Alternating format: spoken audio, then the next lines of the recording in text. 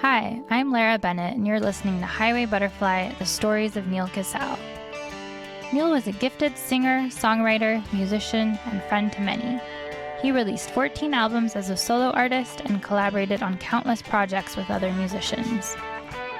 After his passing in 2019, his friends and family created the Neal Casal Music Foundation to provide instruments and music lessons to students in New York and New Jersey, and to support organizations that offer musicians mental health care. One of the featured projects of the newly formed foundation is the tribute album, Highway Butterfly, The Songs of Neal Casal, a sprawling 41-song collection bringing together a galaxy of rock and roots luminaries. We've asked the contributing musicians to share their memories of Neal and their stories of making the record. Highway Butterfly, The Songs of Neal Casal is out on November 12th. Pre-order the album and learn more about the Neal Casal Music Foundation at nealcasalmusicfoundation.org. Hi, Farmer Dave. How are you? Hello, and hello to everybody out there as we celebrate Neal Casal. How's everybody doing, past, present, and future? Ow! All right. So you're a musician who, like Neal, is a solo artist, a collaborator, part of countless bands, and you played with Neal on his solo records and as a part of Beechwood Sparks, Skiffle Players, Emerald Triangle, and possibly more things I don't even know about. Did I miss anything? You know, we'll want to discuss playing with Jonathan Rice in the band Death Valley. We had some great adventures there. All right, we'll get there. Thank Cool. you for that one. Did you first meet Neal through Beechwood Sparks? Sorry, say again? Did you first meet Neal through Beechwood Sparks? Yes, I did. We were starting our tour with the Black Crows. Chris Robinson was digging our music, and that led us to getting Neal to join the band and kind of round us out. And it was a wonderful time and a wonderful experience, and that became a brother to me from that U.S. tour there. Just a solid, sweet fellow with a lot of stories, a lot of humor, play his face off and sing his face off, which was very useful and helpful.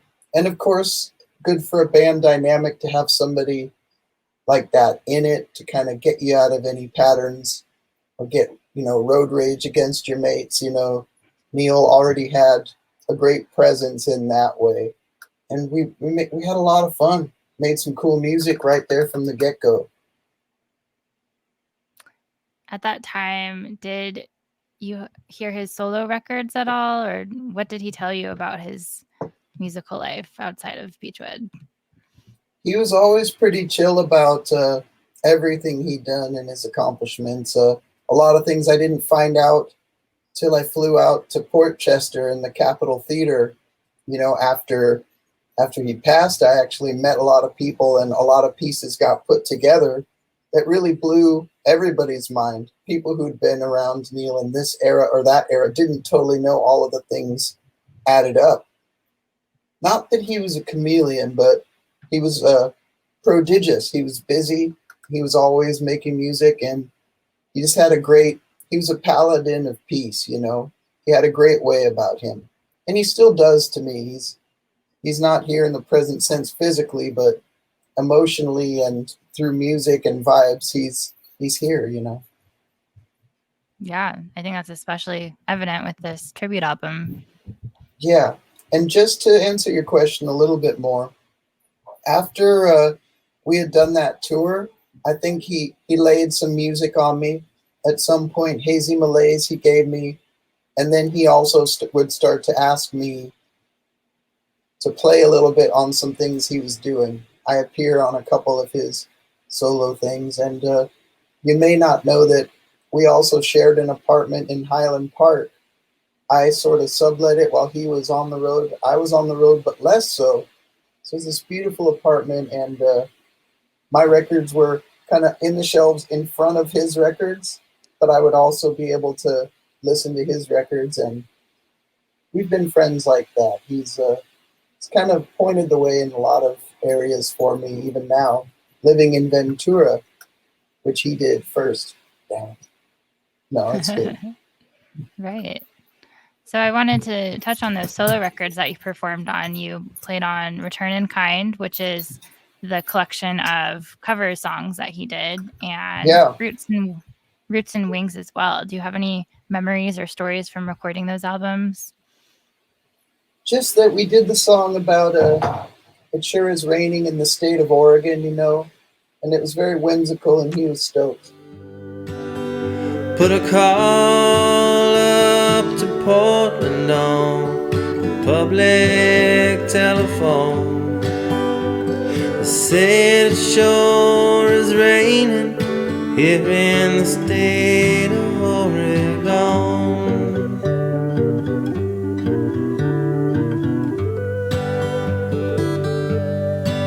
Well, you see those engines looking down in the water.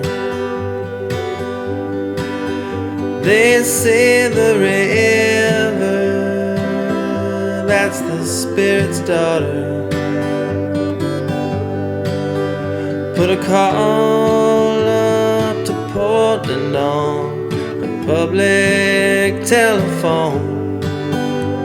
They said it sure is raining here in the state of Oregon.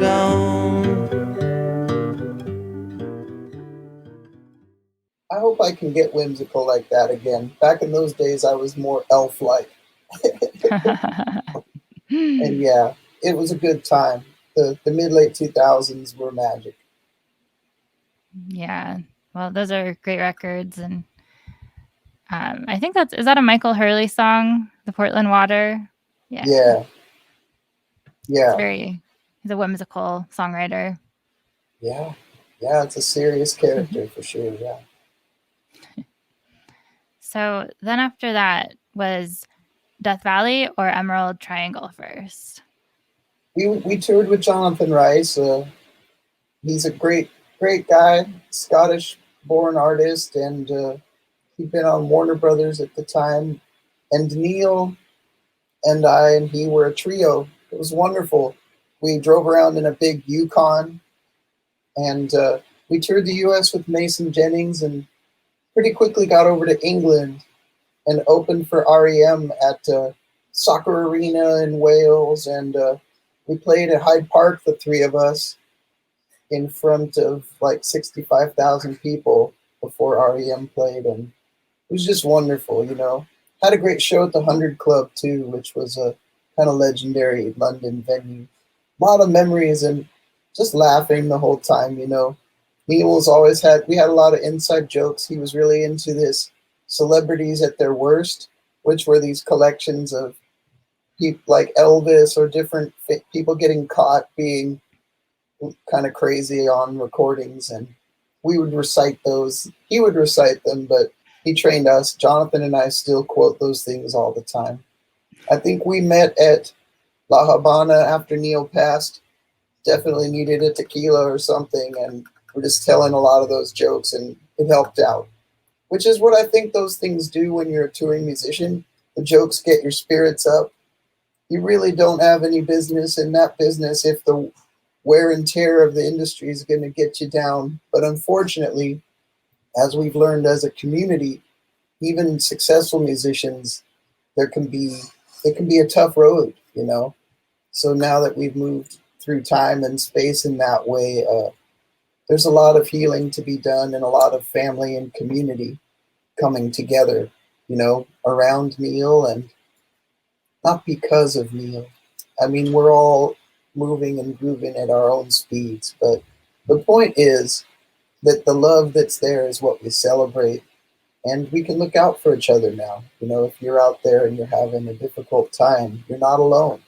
And maybe the model of what musician means going forward can change. We can help each other out more, even at the levels of bands, venues, record labels, that self-care, wellness, and kind of new kinds of communication can come out. But, you know, at its most basic level, bands take care of each other anyways, as best they know how. I mean, we may not have all the answers for each other, and there may always be things that not everyone knows about us. But, you know, the bands at their best are families. Yeah, and that's certainly evident with all of the bands that you both were and are still a part of, which is really beautiful. So after you and Jonathan Rice and Neal were performing, is that when Emerald Triangle started? Yeah, a couple years later. And that was pretty cool because Neal was playing bass. I don't know if he did that a lot, but that was Jonathan Rice, Jonathan Wilson, Andy Kabik from Vetiver. Colin, can I remember your surname? That's a really great surname. LaRock. Yeah, great drummer surname. And yeah, we toured up in Northern California for harvest time.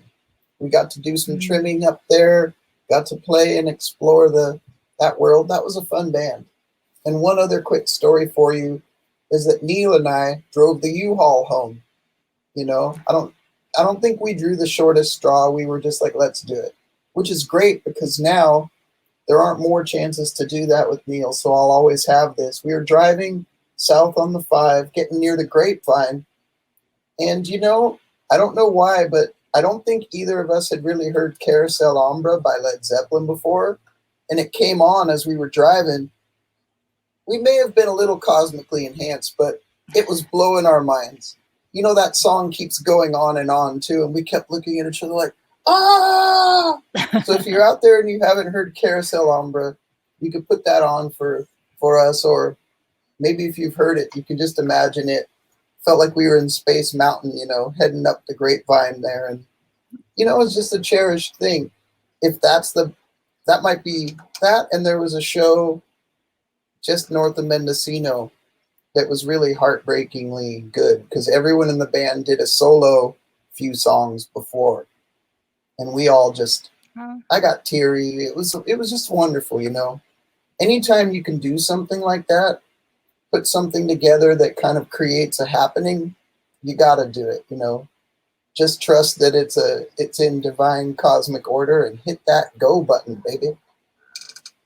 We'll talk about a dream team. And I mean, you're all incredible artists. And each of you have contributed to Highway Butterfly. So there you go. It's full circle. Yeah, family style and past, present, and future family style.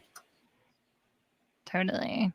Can you tell me a little bit more about how that even came about? Were you guys just hanging out and we're like, we'll play some shows, or what happened? Hey, I like weed. Me too. Let's go play where they're growing it. Maybe the plant told us to do it. The greater plant mind of the earth goddess. But it was also just in the fun of exploration. And there was a lot happening then. We were all hanging out at Jonathan Wilson's, playing a lot of music at these kind of really focused, really fun all-night jams. You used to have to go bury some beer up in the hills behind the house. So at 3 a.m., when all the suckers had drank everything, you could go dig up your special stash. And I remember Adam McDougall came to one of those, and him and Chris really locked playing Donny Hathaway music. And the CRB, you know, I was a DJ at some of those shows, and then I phased out. When I phased back in, I was so surprised. The CRB really did live up to this idea of producing this whole village, you know, the fans, the close friends, the crew.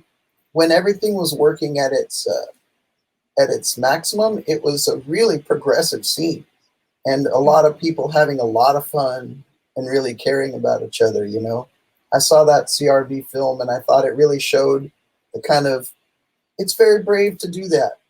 And I could see how that took a toll on everybody over the 8 years they were in that project. But you got to remember the good times with the CRB, and definitely want to say what's up to all the CRB freaks and family out there. Anyone who's watching this, call me anytime. I got your back, baby. Not just Yes. baby, man, woman. I'm just trying to be friendly. But it was great. You know what I mean? And what I'm trying to say is, I know from some chat rooms and Facebook, I like to see everybody celebrating Neal. I think I see you do that too, right? And I just want to say, like, it hurts sometimes to care. Like, it's hard for me to think about Neal sometimes. But I've got my friends who love him too. Sometimes one of us will just still burst into tears, but we'll be stoked, you know? This was a true paladin, a true warrior, and a true knight who really influenced everyone who got to know him. And that's why we're talking, and that's why we made this beautiful music. I got to know Dave Schools because of, unfortunately, we may have met, but we didn't meet until the Capitol Theater show. And it was like losing a brother but gaining one. Right. You know? So that's sort of the way of things. It hurts like hell, and that's why I'm saying just give me a shout if it gets too much. Like, that's what I do. I think we should all be in touch with each other and just sort of be present. I would rather not, run from these tough feelings of losing such a cool guy and go drown them or not focus on them. Like, I think we're in it together, and we got Michelle August in the jungles of Mexico. We got a great team on the case. Yes, absolutely. And I think you're right. It can hurt, but it's better to work through it and remember all the good times and all the amazing music. That's the good thing that we still have. So you mentioned, you met Dave Schools, who's producing an album for you. And what other ways has, recording all of the songs that you contributed to on Highway Butterfly, how else has it manifested things in your life? Like, I know that you have so many band members with Farmer Dave's and Dave and Wizards of the West now. Did any of those people come through Neal? Lauren Barth did. And she sings Lost Satellite, which I play on. It's a heartbreaking tune, and she really did great. And we met her through Neal, I believe. Again, kind of like Dave, maybe the atmosphere would have brought us together, but I think that was his gift to us, and we're not even getting into the surfing world yet. But I would say I was so happy to be able to play a few times on this thing, and each of the songs has something really powerful going on. It was really something to have You Don't See Me Crying kind of chosen to be one of the flagship tunes and to have that video made, and that really meant a lot. You don't see me crying, no, no, no. No, I don't see you crying, no, no, no.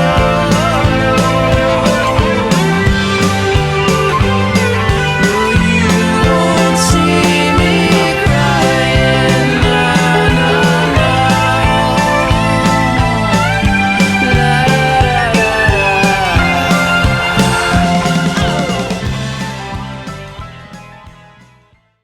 Beechwood Sparks, Neal believed in us so much, and a lot of friends told us how much it meant to him to jam with us, and that means so much. It meant a lot then, but now it's just like I'm flying because of that. I guess that's the thing. It's emphasized the gifts that we have and that we have had.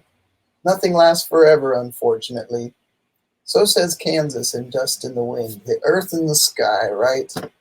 But the point is, like, you consciously focus on joy, and then it's like you use your body's energy system to regulate and to be positive. And Neal was a funny cat, and there's been a lot of beauty. The other thing I would say is that both Lauren and myself decided to go. We're going to Antioch University at the time of this interview. We're going back to school both to be able to have degrees in counseling and clinical psychology.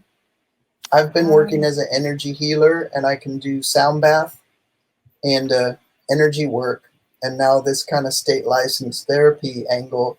I think Neal's a huge influence. I've had some great experiences with music cares, and I think I'm aiming my life towards being of service and learning to heal and heal myself. And Wow. I think if that resonates with any of you watching, you can get in touch with me either with questions or ideas, because that to me is what's happened, and also is the village. Like Adam, Neal's dear brother from the CRB and from Circles Around the Sun. Like, I just saw him last night, and when we hugged, he said he loved me, and it's like, oh my God. I mean, I'm sure we always thought that way, but now we say it. And Yeah. you know, we can't go and analyze what we did or didn't do right in the past. But love is the answer. Love and reaching out when you need help. And that's the hardest thing to do. It's not even pride. It's just like, I'm not going to criticize society. It's just hard. Some humans have tons of tools to do these things. But most people I know, especially like Neal, made us have to look a little deeper at, like, holy cow, like what can really be going on with some, like Neal was a leader.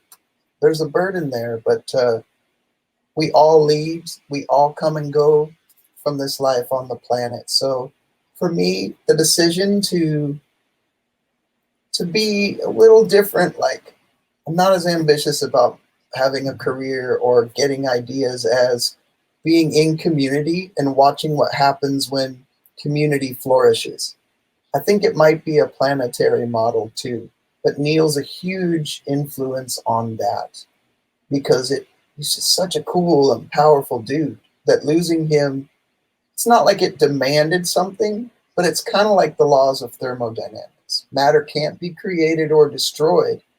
So in this case, we create life and love and support. I mean, obviously, if any of us could go back and give more love to the situation, we would. And maybe that's a kind of a meditation thing that is healing. But in the physical realm now, we've got each other.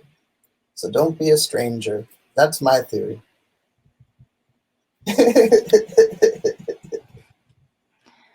I love that. I love that you guys felt compelled to go back to school, and that it's really beautiful and an amazing result.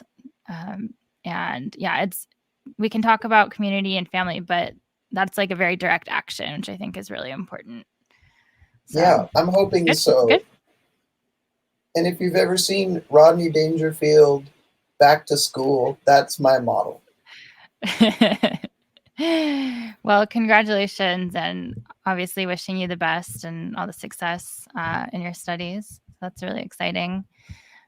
So you play obviously on You Don't See Me Crying, on Lauren Barth's Lost Satellite, and Rachel Dean's So Far Astray. Yeah. How was recording those songs with all those friends and family members in Plier Studio? Lost Satellite was really good, but it was really tough. You'll find a new thing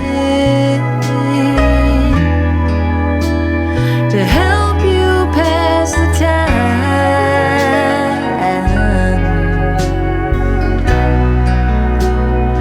You'll find your new way. Then you can fly.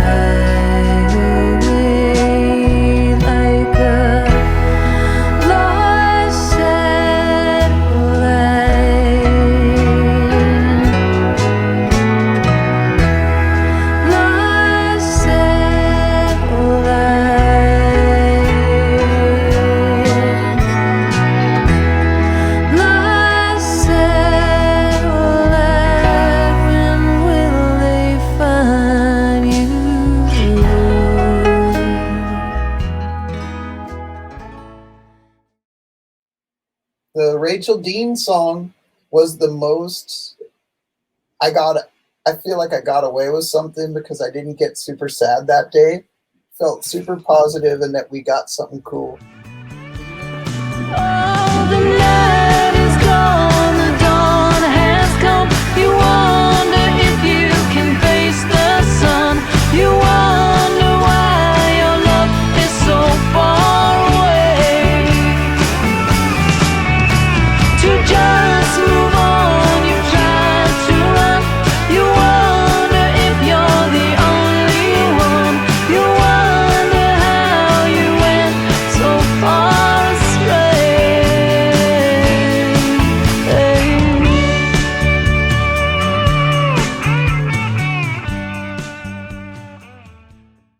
You don't see me crying like you did see me crying like I went in and Trevor was playing the drums really great, and I just looked at him and I asked some question about a microphone. It's like, I was like, oh man, I know we're not that close, but I couldn't hold it together, and I didn't want to, you know. But Jim Scott, Yeah. I'm sure you'll hear this again and again with interviewing people. Like, he's a master at his trade. His studio, his technique, and his methods were wonderful.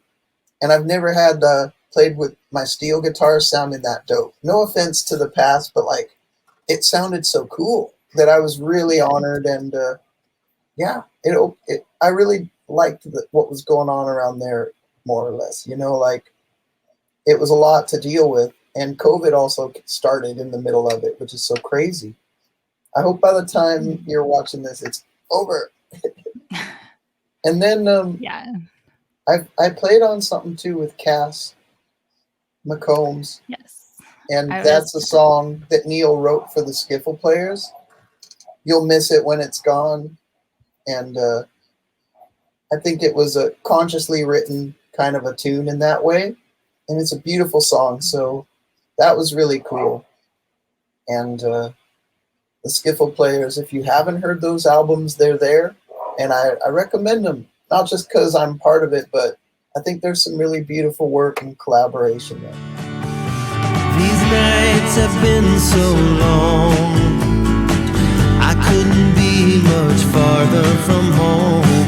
I used to know you, I used to feel that things could be different, but that time is gone.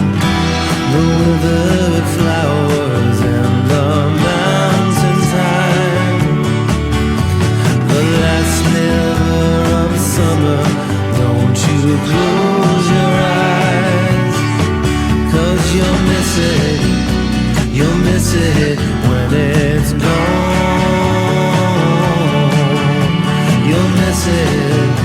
You'll miss it when it's gone.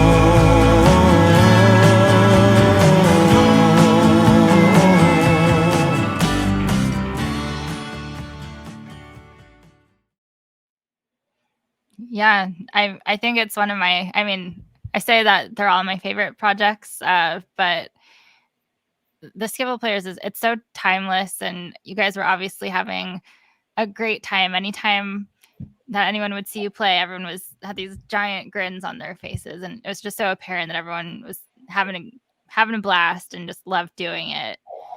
Yeah, What can you tell me about that time and how the Skiffle players came together? it was super magical. The Mother Hips have a music festival still going called the Hipnic over at Fernwood, and we were going there a lot. And then one year, I got to curate a festival for the Mollusk Surf Shop. But the Hipnic had opened the door to this model, and of course Britt from Folk Yap Productions, one of the heroes of the tale. And so we put together that project to support Cass McCombs. It was basically guys from Beechwood Sparks, really. Dan Horn, myself, Neal, and Aaron Fire Spursky on the drums. And it was really great. It was called the McCombs Skiffle Players for a second. And Cass had been like, man, I want to be in a band, you know? And we really did base that first album and the first performances on his songbook and a few really cool old songs like Cuckoo Bird and Oh Me Wise and things. But then by that next EP and by the second record, Cass really wanted us all writing and singing. So that's another great thing for Neal heads. I think he sings Dearest by Buddy Holly on the EP.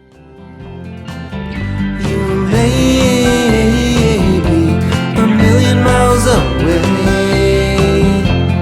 Please believe me, yeah, when you hear me say, I love you, I love you. Come home, keep me from these sleepless nights. Try my love again, yeah. I'm gonna treat you right, yeah. I'm gonna treat you right.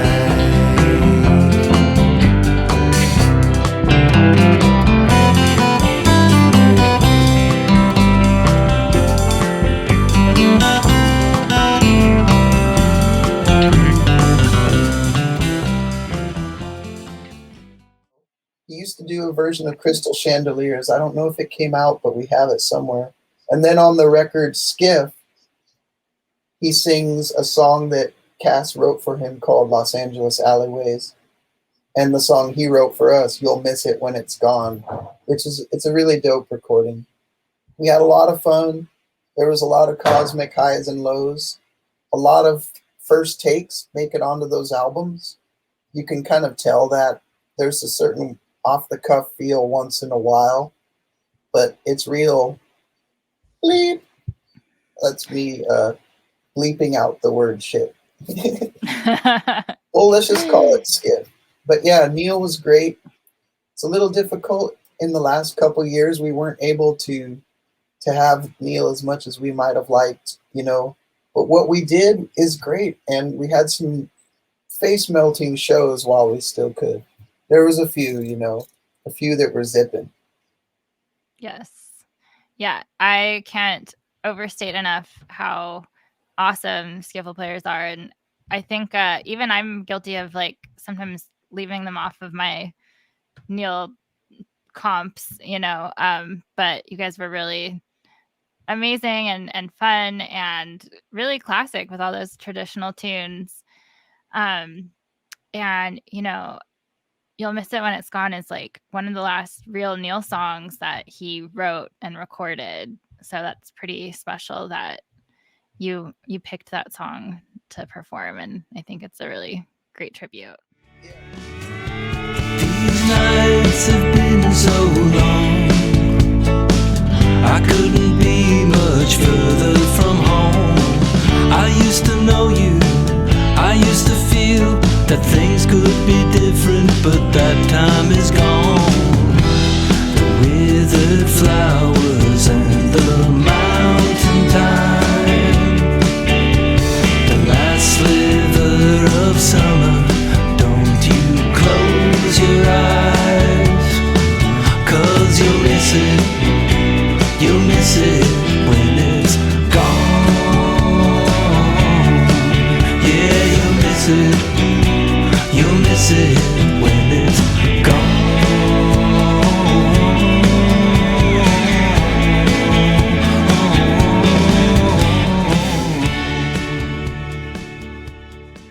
If I would have known when we did it how true it was, I don't know if I could have done it, but we were probably within the last year, you know. Yeah.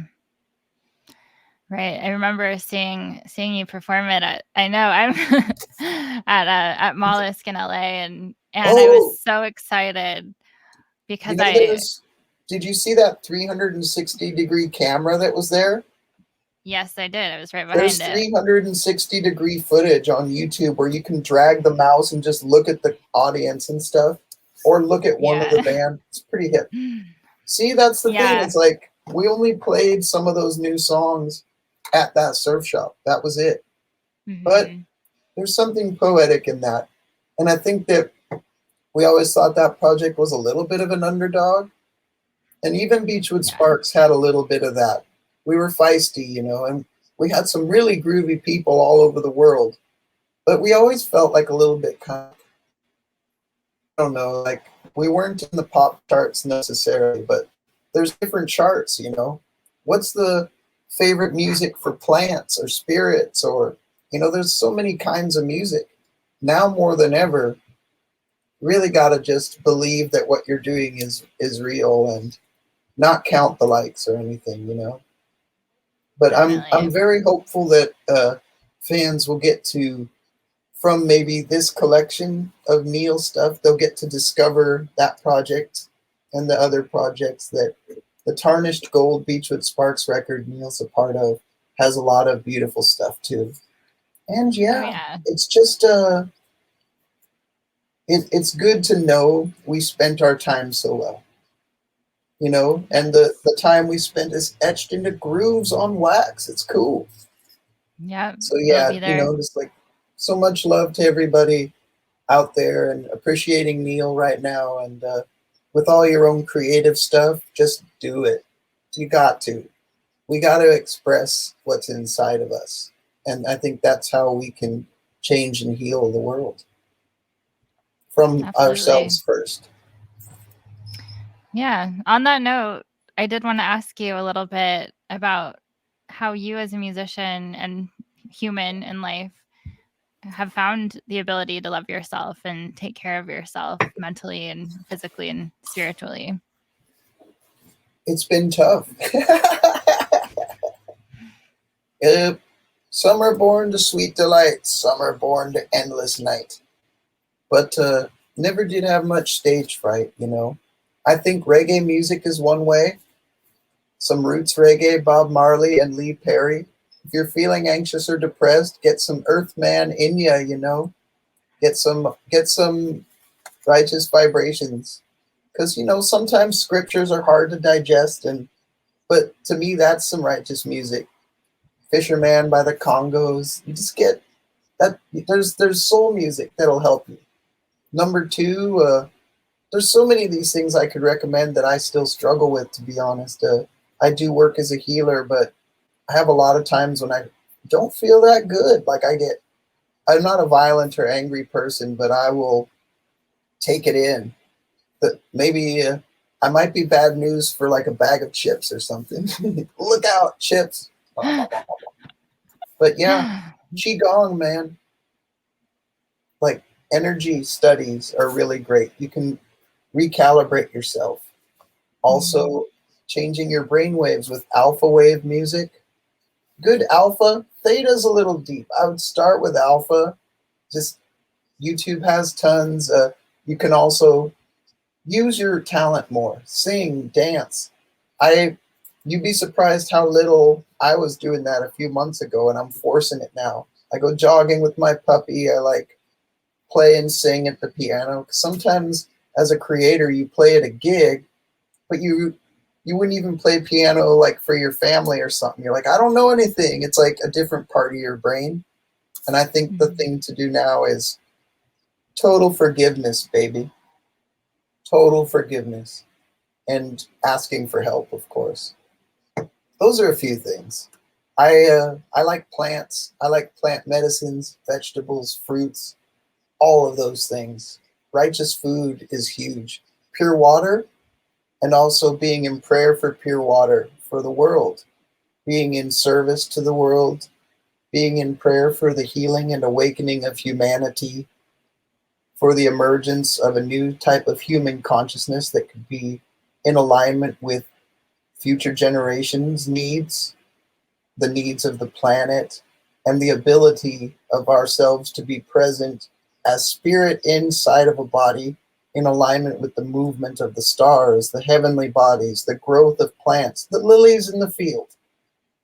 That sort of way of living is not that easy to get to in our modern day and age, but just look at a dang polar bear swimming around with no place to walk and call somebody up. Let's do it. You know, I think it's not just a good idea, it's imperative to find the ways that we can. I have some days where everything goes so well and I'm like, wait, I felt good the whole day and everything was really cool. I don't want to wake up. Is it a dream? But it's just intention, and it's also like Japanese saying, fall down 7 times, stand up 8. Or like Groundhog Day. Don't think about solving everything in one day or you're going to need a Xanax bar. Like, just to health, L'chaim, and time. You know, if you can have time, let your hair grow. Like, tackle that email list a little bit at a time and know that one day it's not all these jerky motions. That's usually, sometimes you'll be like, man, I've been on this groove for 3 weeks and it's working. But it's not, our schedules are so full, a lot of us, that that's not easy. So it's really good to share trips of the trade. Thank you. Thank you for all of that advice. That's pretty great. And last but not least, another tool that you haven't mentioned is surfing. That was obviously really important to Neal, and I think for you too. Yeah, I just went surfing today, and it's so good you remembered that, because I didn't know Neal surfed at first. Maybe he didn't, but he made his own friends in Ventura. He made his own connections with some of my friends like Chad and Trace Marshall, and we were having a lot of music at Mollusk too in Venice when Chad was there. Like, a lot of great musicians were coming through. Jackson Brown and Billy Gibbons and Charlie Sexton, Ben Montench. There was a lot of cool people coming through there, not even counting people of our world, which would have been, you know, like Blake Mills originally was there a lot. And he had a lot to do with kind of some of the other characters starting to come. But yeah, Neal was there. And I'll never forget, I drove up with some of the guys to C Street Ventura.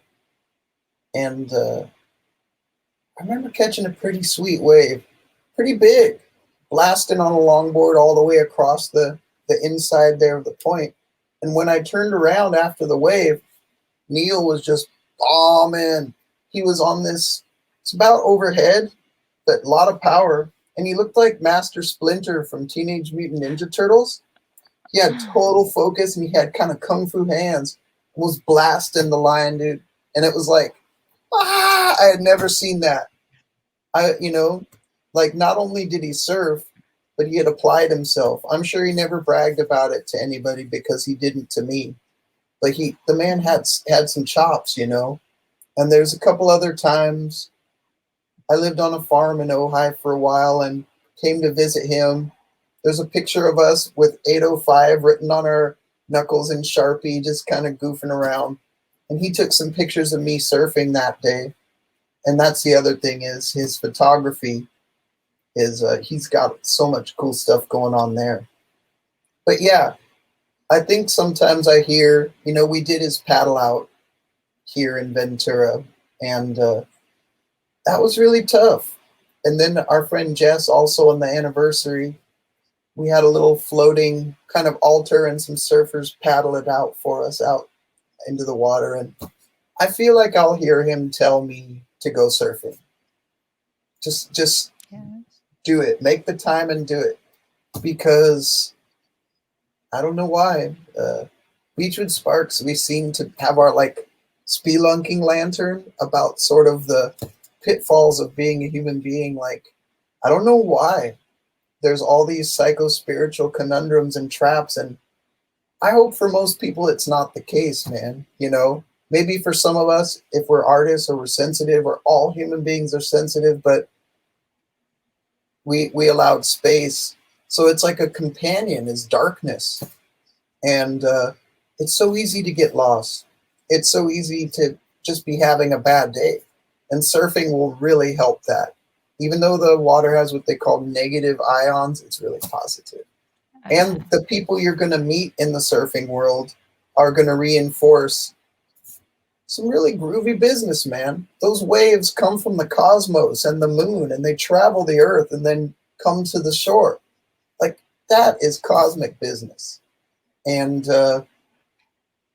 it really leads to good things. So yeah, I've surfed my whole life, and I was glad that Neal and I were able to link up like that. It was really cool. And he's still getting tubed now, man. Out into the ether sphere. Silver Surfer style, right? Oh, yeah. Into the sea. Cosmic All right. sea. Well, yes. Well, yeah. And I think getting in water, however you do it, with or without any other mechanisms, is very, very therapeutic. But that's my opinion. Yeah. So, well, Farmer Dave, thank you so much for all of your insights and your memories of Neal. Is there anything else that you want the world to know about him, or your friendship, or your time making music together? Just that I think Neal would want everybody to be kind to themselves, and to not hesitate, with your passion, with your ability to love, with your ability to really express who you are. Don't hesitate, and don't hesitate to ask for help. We really need a world where people can communicate and not think that they have to suffer alone or in vain. Like, that's got to be done, not just for musicians, but for everyone in the tribes and the families. The healing is beginning, and we got to flip ourselves to being on that. So being in service, to be healing, to let the good times roll, And just bless you, everybody out there. Bless you, Neal Casal. Mucho aloha, everybody. All right. Thank you, Farmer Dave. Take care. Bye. This podcast is brought to you by Backline, the music industry's mental health and wellness resource hub. Launched in 2019, Backline gives artists, crews, and their families quick and easy access to mental health and wellness resources. Backline provides individuals with case management and offers virtual support groups as well as yoga, meditation, and breath work. To donate, learn more, or get in touch for personalized care, visit backline.care. That's BACKLINE.CARE.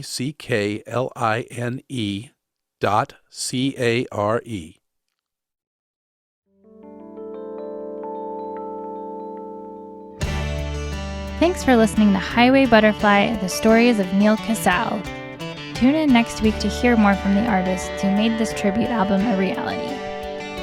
Highway Butterfly, the songs of Neal Casal is out on November 12th. All album net proceeds go to the Neal Casal Music Foundation. You can pre-order the album and learn more at nealcasalmusicfoundation.org.